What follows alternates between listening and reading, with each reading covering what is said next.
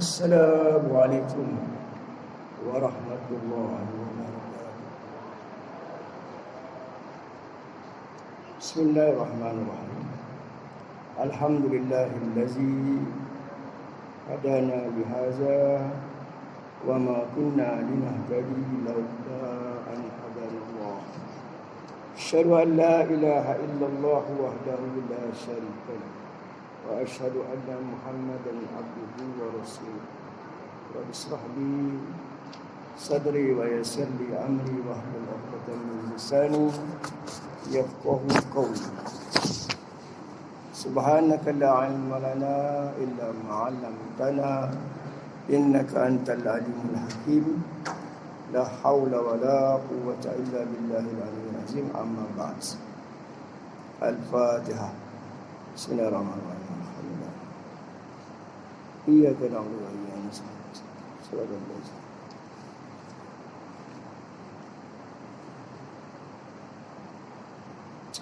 Alhamdulillah. Muslimin, muslimat, tuan-tuan yang dirahmati Allah sekalian, sudah lama kita tidak bertemu, dah setahun lebih. Manusia ni silih berganti ujian yang datang. Walaupun kita ini bukan Imam Syafi'i, bukan Imam Hanafi, bukan Imam Maliki, bukan Imam Hambali, tapi kita juga diuji, diuji. Kita hanya mazhab Syafi'i. Baiklah tuan-tuan yang dirahmati Allah sekalian, sebagai malam mukadimah ini,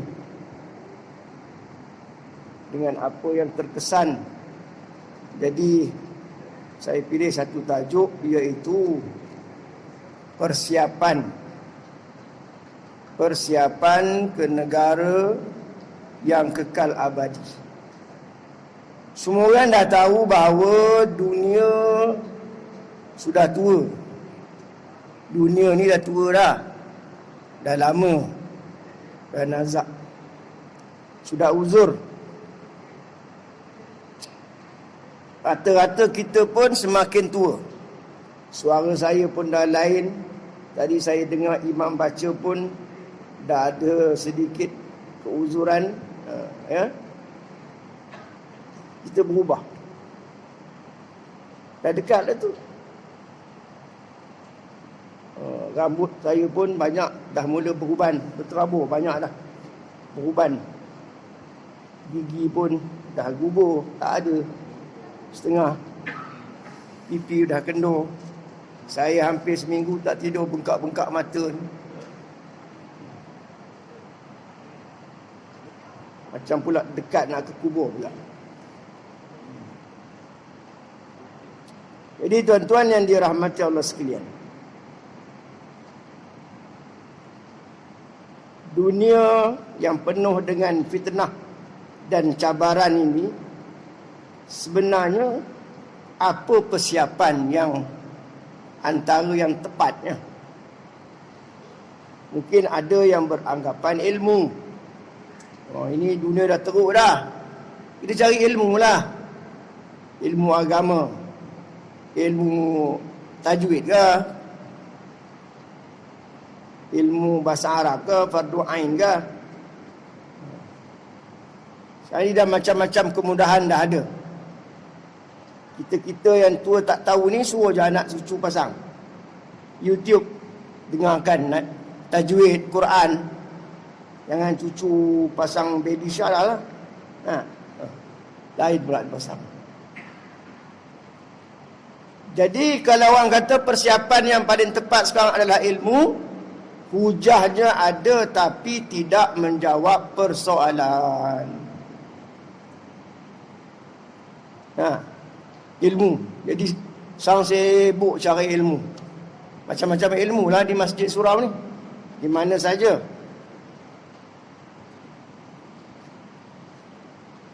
Ilmu tu, semata-mata ilmu tak cukup. Dia ada lebih mahal lagi daripada ilmu. Semata-mata ilmu tidak memadai. Walaupun orang alim, walaupun tuan guru, kalau ilmu semata-mata tak memadai. Sebab itu disebut bahawa seorang alim masuk neraka dulu. Orang alim, ulama masuk neraka dulu daripada penyembah berhala. Penyembah berhala tu orang kafir lah. Dia pula masuk dulu neraka.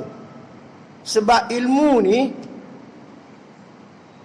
dia bernilai besar. Nur ilmu ni manfaatnya besar. Tiba-tiba orang yang ada ilmu tidak beramal, ilmu semata-mata. Sebab itu bila orang tanya apa lagi atas daripada ilmu, maka jawapannya hidayah dan taufik. Ambil perhatian. Kalau kita tak dapat hidayah, kalau kita tak dapat taufik, ilmu semata-mata tidak ada gunanya. Tak ada gunanya, tuan-tuan.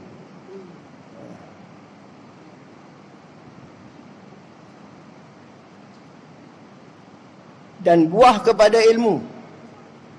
Buah kepada ilmu. Bila dah belajar ilmu, ada buah. Hasil daripada ilmu tu apa dia? Amal. Dan amal itu ada buahnya lagi. Buah amal itu adalah akhlak atau ihsan. Sebab itu tuan-tuan yang dirahmati Allah sekalian, golongan yang paling tinggi martabatnya disebut sebagai golongan siddiqin. Orang yang akhlaknya di depan ke di belakang sama. Di belakang orang ke, depan orang ke, belakang sama. Siddiqin. Sebagaimana Sayyidina Abu Bakar. Jadi buah kepada amal tadi adalah akhlak. Sebab itu orang yang berakhlak mulia, dia akan duduk di dalam syurga yang paling atas, syurga Firdaus bersama Nabi SAW. Akhlak, ihsan. Jadi kalau akhlak kita yang dah tua ni masih ada lagi kekurangan, masih ada lagi kelemahan, itu makna ada lagi something wrong somewhere. Ada benda tak kena lagi.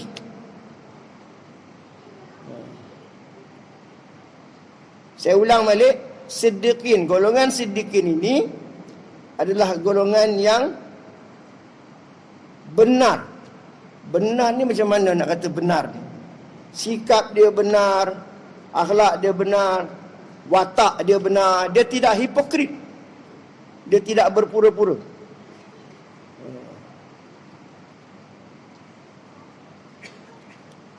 Dan terus kepada jawapan untuk persiapan kita menuju negara yang kekal abadi. Kekal abadi selama-lamanya. Terus-terusan. Tak ada hentinya.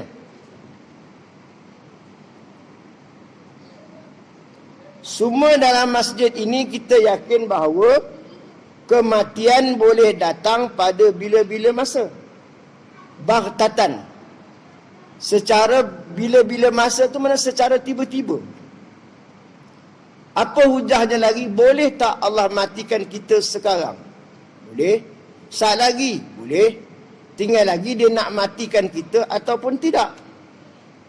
Maknanya kematian tu memang boleh datang pada bila-bila masa. Semua yakin kan? Jadi kalau kematian boleh datang pada bila-bila masa, orang yang diberi taufik, diberi rasa, dia takutlah.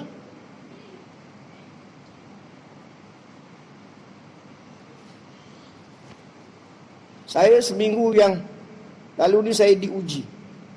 Diuji rasa nak mati. Yang betul-betul nak mati. Tak boleh tidur. Tak boleh tidur satu batuk, asma, rasa tak tahu nak cakap.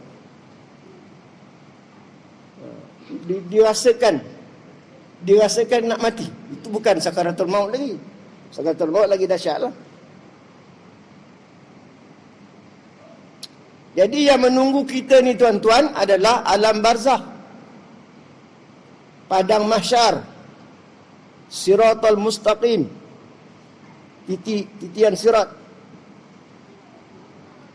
Alam barzah ni bukan sehari dua, lama.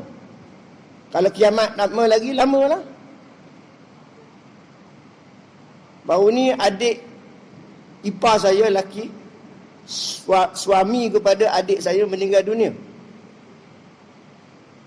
Kata isteri dia, suami dia ni bukanlah orang yang kuat ibadat sangat. Bukan yang banyak ibadat-ibadat sunat, tahajud malam, tak ada. Tapi kematiannya sangat dirasai, sangat dikagumi, sangat dihairankan. Orang sedekah bagi duit sampai 10,000. Tempat dia tu teduh. Jadi orang tak siasatlah apa sebenarnya amalan suami ni.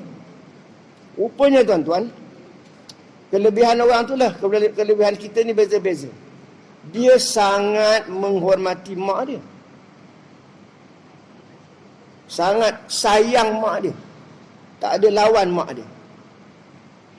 Kita pula, mungkin kebaikan kita bukan di situ, lain, tempat lain.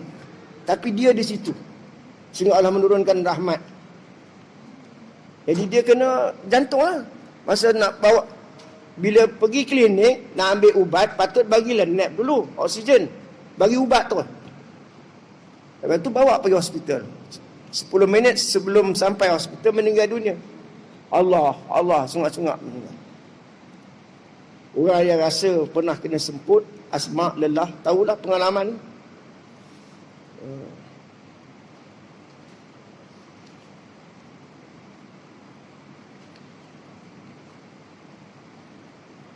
Tuan-tuan yang dirahmati sekalian, maknanya yang kata persiapan, sebaik-baik persiapan kita tu apa dia persiapan? Persiapan dia ialah dengan mengingati secara serius akan kematian. Bahawa aku boleh mati bila-bila masa. Orang sihat mati, orang tak sempat taubat mati. Budak mati, orang tua mati, remaja mati. Kalau serius ingat mati, maka ia akan beri banyak manfaat. Mungkin tuan-tuan ada pengalaman, bukan pengalaman sakaratul maut, pengalaman nak mati. Di jalan raya ke, masa semayang ke, ni boleh menjadi mati ni. Saya rasa tu, dah rasa. Macam-macam perasaan.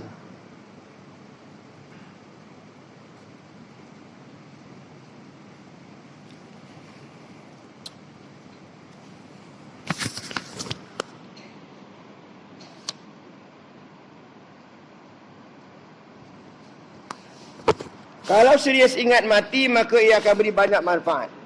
Yang pertama, memutuskan kelazatan dunia.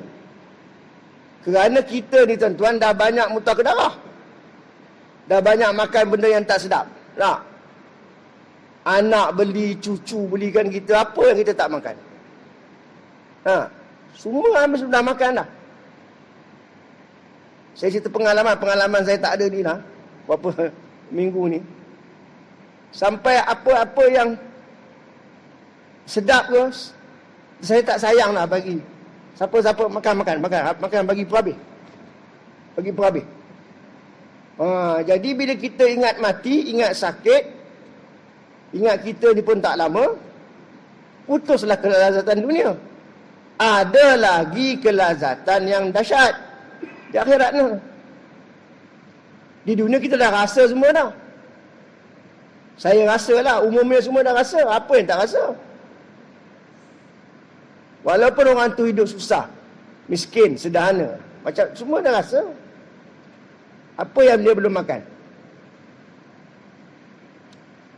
Buah apa yang belum makan? Semua dah rasa.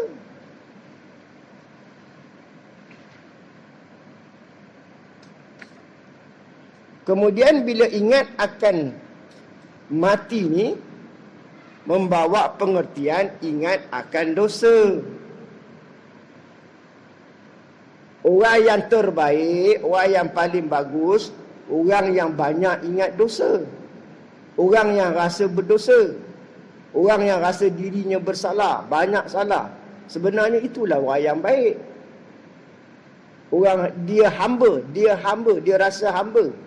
Dia rasa bersalah. Ini ramai orang tak tahu. Rasa berdosa, rasa bersalah. Sejak daripada kecil kita 15 tahun. Bak riak, takabur, menunjuk, belagak, sombong. Bak tak semayang. Perli orang, perli kawan, perkena kawan, tipu kawan, hina orang, bergaduh, buruk sangka, zalimi orang, hak orang. Jadi bila kita ingat akan kematian, kita ingat akan dosa. Orang yang bertakwa tadi, wallahu waliyul muttaqin, Allah wakil bagi orang bertakwa. Orang yang bertakwa tadi, dia akan diberi faham akan salah dia. Orang yang bertakwa tu orang baik, akan diberi faham salah dia, dosa dia. Dia akan ingat dulu-dulu dosa dia apa, salah dia apa, dia ingat. Sampai tahap tu. Wattaqullah wa yu'allimukumullah. Allah akan ajar kamu. Dan suka saya tegaskan di sini bahawa orang yang bertakwa tu sebenarnya dia rasa dia banyak salah, bukan banyak baik. Orang yang bertakwa, yang benar-benar beriman tu, wali-wali tu, dia rasa banyak salah, bukan banyak baik.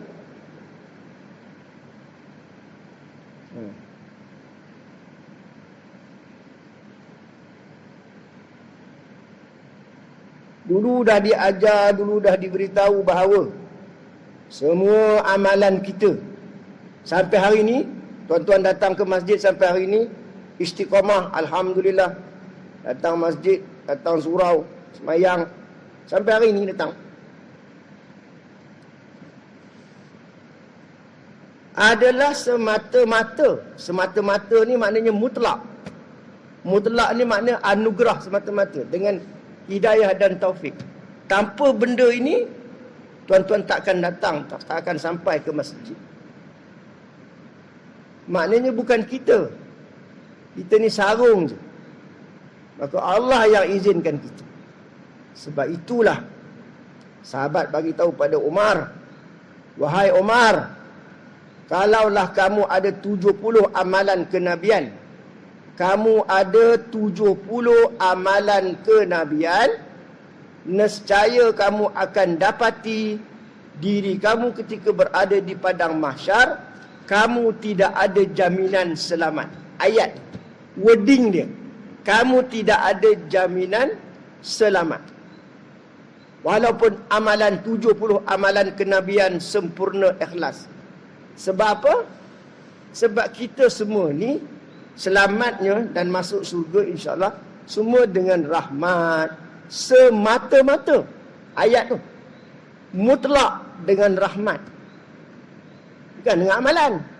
Tidak ada seorang pun dalam dunia yang masuk ke surga dia declare, aku nak masuk surga dengan amalan ini. Tak ada seorang. Dengan rahmat.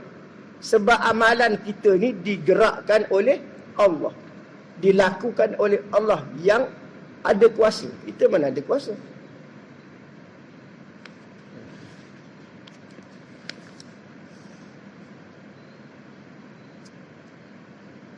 Jadi kematian itu tahap tinggi. Tahap tinggi. Nak dapat bukan senang. Kematian itu maknanya kita nak bertemu dengan kekasih kita. Kata cintakan Allah, kata sayangkan Allah, kata rindu dengan Allah. Dah sayang, cinta, tentu nak bertemu, rindu. Tapi kita takut mati.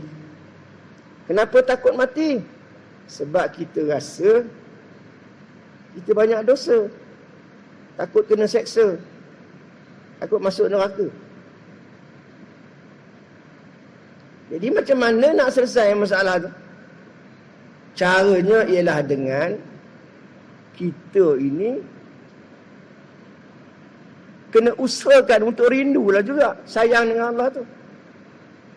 Sebab Nabi dah bagi tahu.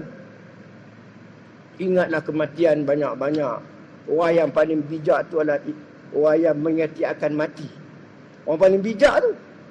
Bijak nak bertemu dengan Allah. Kamu tak nak. Allah Subhanahu Wa Taala kamu tak nak jumpa. Jadi yang dosa tu letak sebelah. Dosa tu tobat je lah. Berhentilah.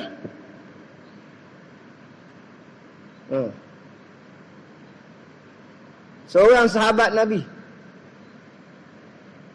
Kerja dia berpuluh-puluh tahun. Curi kain kapan.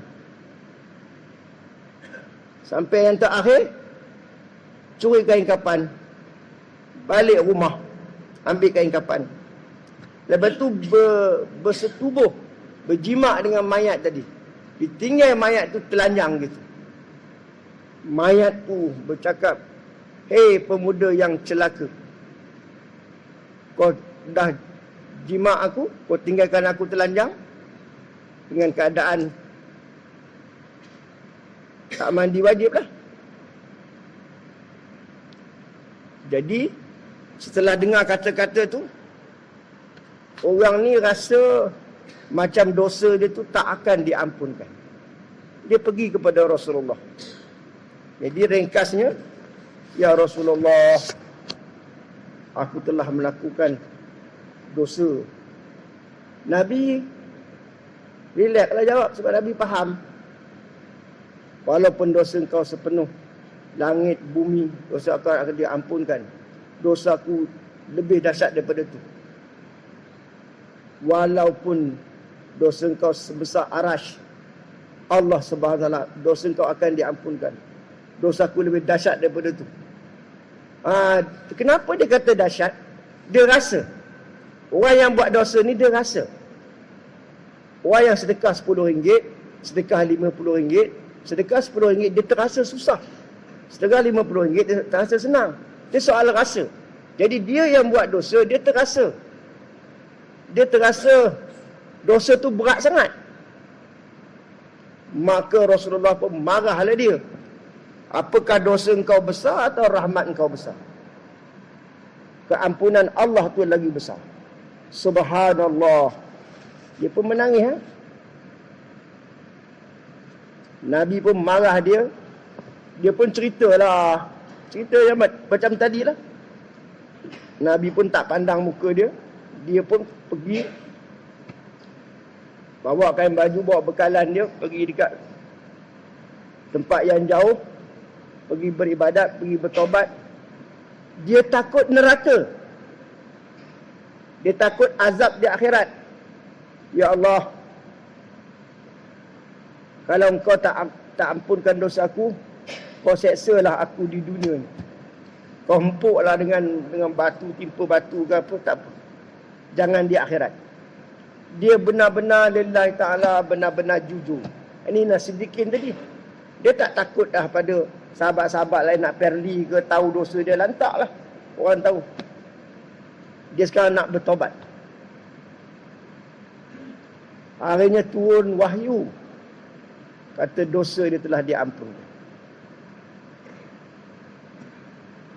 Berbalik kepada diri kita ni tuan-tuan. Kita ni masing-masing, tanyalah diri kita. Semua orang tahu apa dosa dia yang pernah dia buat. Ramai yang berfikir begini.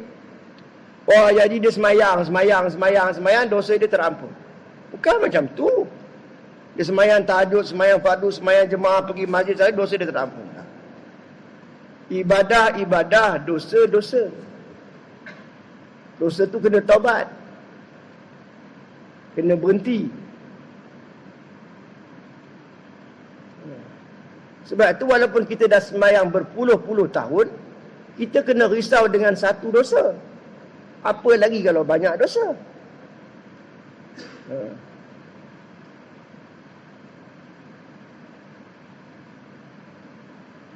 Bila kita ni mati, siapa je yang ziarah kita? Anak cucu kita, berapa hari dia ziarah kita? Siapa yang ziarah kita? Masa tu baru kita tahu nafsi. Masing-masing lah.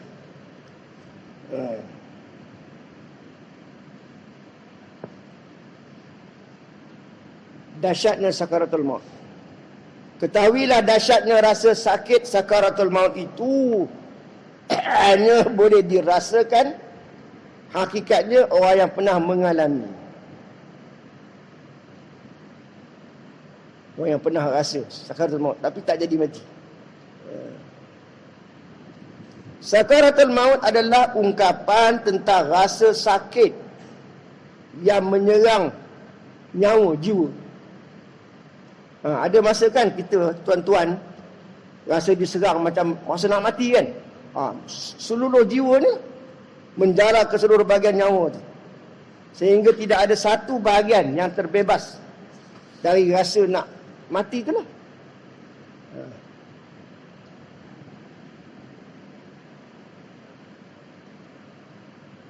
Rasa sakit nak mati ni tuan-tuan melumpuhkan akal, membungkam lidah, melemahkan semua persendian dia.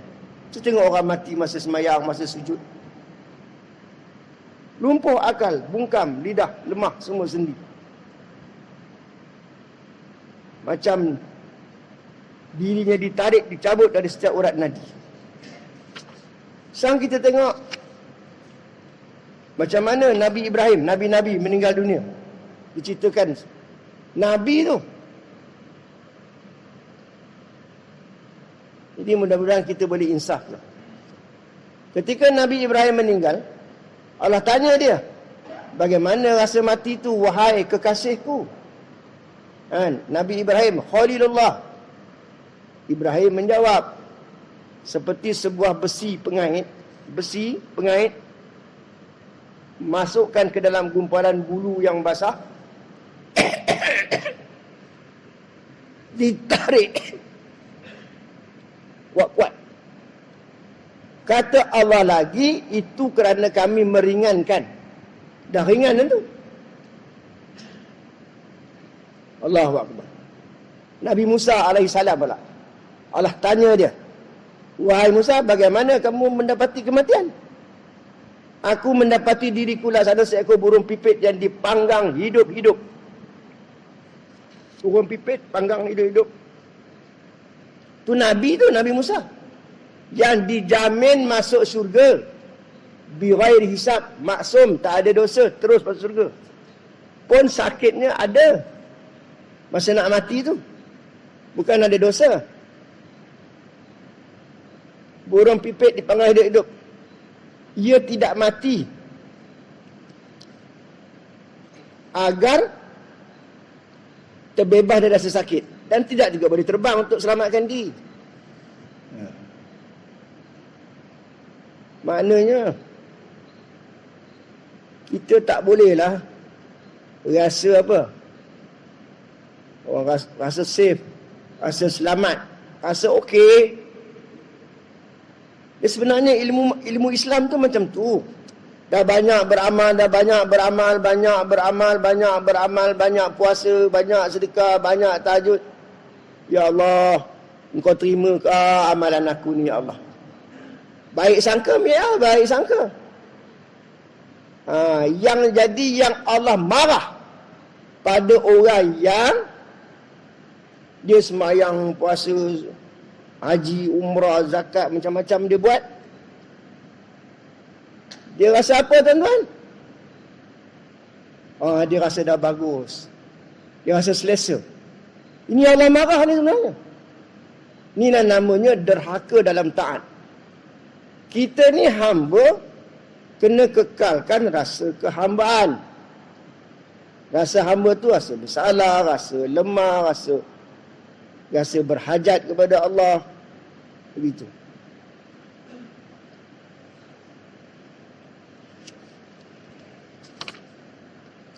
Okey, ini Nabi Muhammad pula ya.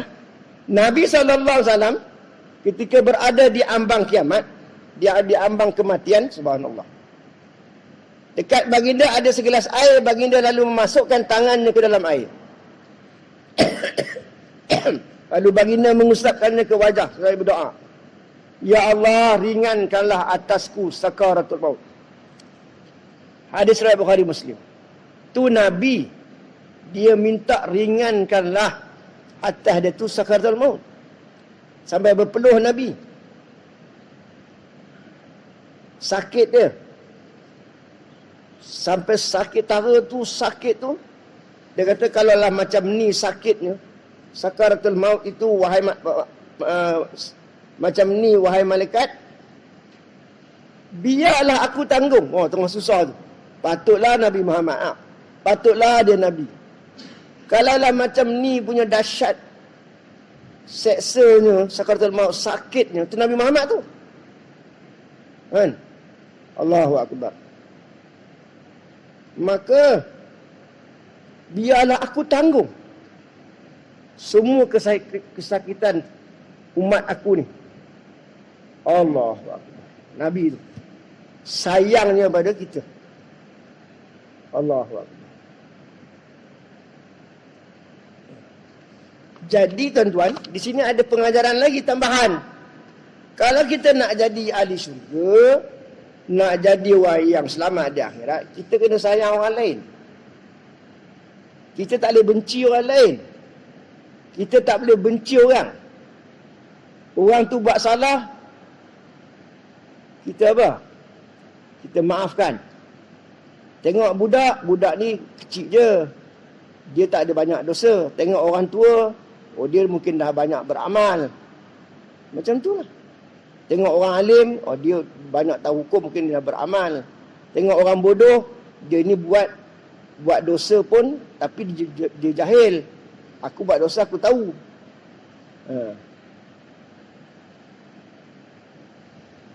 Allahu Akbar. Jadi sayang orang lain. Ini rahsia tau, rahsia ni, rahsia. La yu'minu ahadukum hatta yuhibba li akhihi ma yuhibbu li nafsihi. Tak beriman seorang kamu sayang orang lain macam sayang diri sendiri.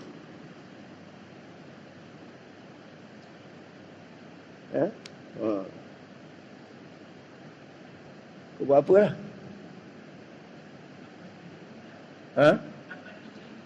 Dia habis buat apa? Terima kasih.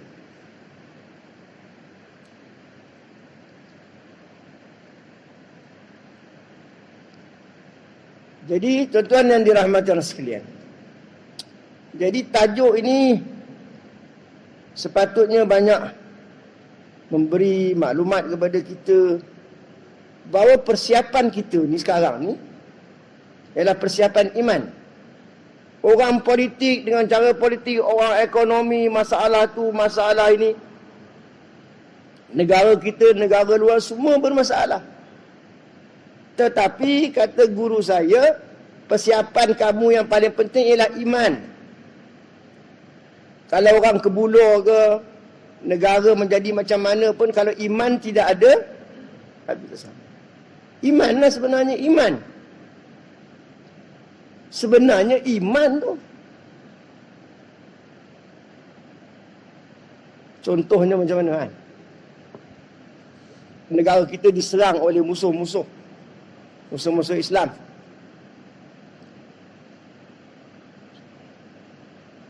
Negara kita diserang.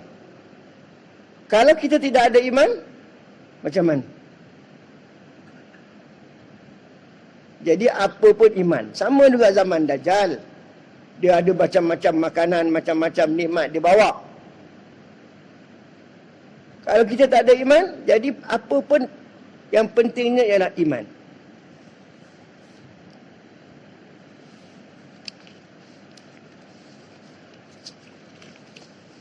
Daripada Anas, kata Rasulullah SAW, Rasulullah SAW telah bersabda, an Anasin radhiyallahu anhu qala Rasulullah SAW, uzkuril mauta fi salatika,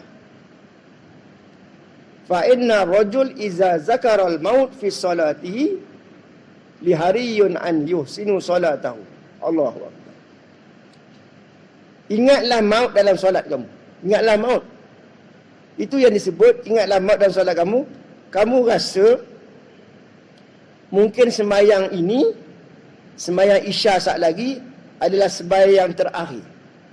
Maknanya apa? Kalau dah tahu sembahyang Isya tu boleh jadi sembahyang yang terakhir, kita baguskan tak sembahyang itu? Kita baguskanlah. Ini mungkin maut ni sembahyang terakhir aku. Jadi kita buat betul-betul lah. Seorang lelaki jika ia ingat maut dalam solatnya, maka dia akan baiki solatnya. Dan dia bersolat seumpama seorang lelaki yang tidak menyangka bahawa ia akan bersolat lagi selepas solatnya itu. Atau sekira-kira gambarannya begini. Kita sembahyang Isya saat lagi, sembahyang kita itu kita nak hantar ke kubur, ke alam barzah dengan amalan-amalan kita nanti. Agak-agak amalan kita tu, solat kita tu diterima ke ukuran alam barzah tu, standard ketuhanan. Dia bukan macam alam dunia ni lagi. Masa pun tak ikut dah dunia lagi. Jadi di sini ada maklumat, informasi yang penting. Bila kita sembahyang, ingat mati. Dan boleh jadi sembahyang kita itu sembahyang yang terakhir. Jadi malam ni kebetulan saya bawa tajuk mati ni. Memang sebenar-benarnya saya seminggu sebelum ni saya memang terasa betul nak mati. Terasa betul. Terasa sangat.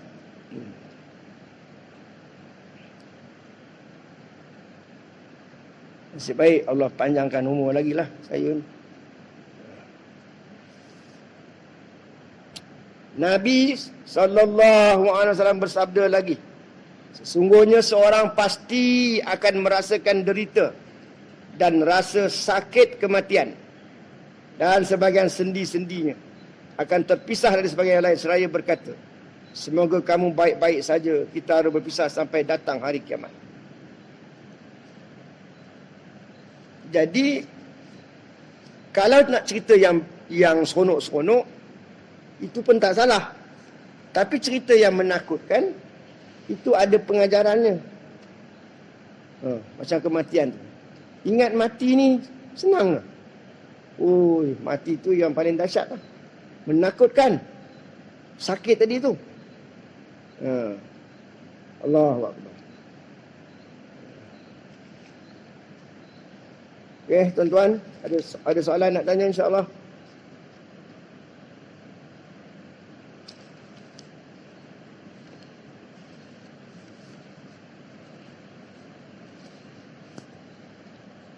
Ada soalan?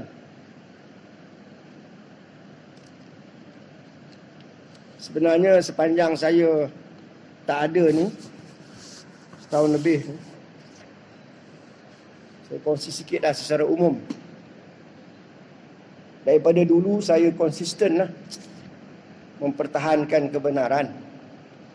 Manusia ni, kita ni ada bidang masing-masing. Bukan semua orang tahu bidang dia. Jadi saya telah memberanikan diri bersemuka, bersoal jawab,